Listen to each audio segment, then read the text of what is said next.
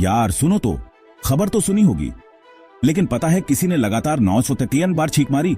डोना Griffiths नाम की एक ब्रिटिश लड़की, जिसकी छींक शुरू हुई और रुकी ही नहीं। यह सब 1981 में शुरू हुआ। पहले दिन हर मिनट छींक, दूसरे दिन 5000 से ज्यादा बार। डॉक्टर्स भी हैरान। एलर्जी, कोई अजीब बीमारी, किसी को कुछ पता नहीं चला।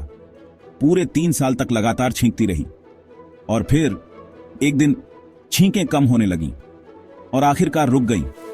कोई इलाज नहीं, कोई वजह नहीं, बस यूं ही खत्म। तुमने सबसे ज्यादा कितनी बार छींक मारी है? नीचे कमेंट करो।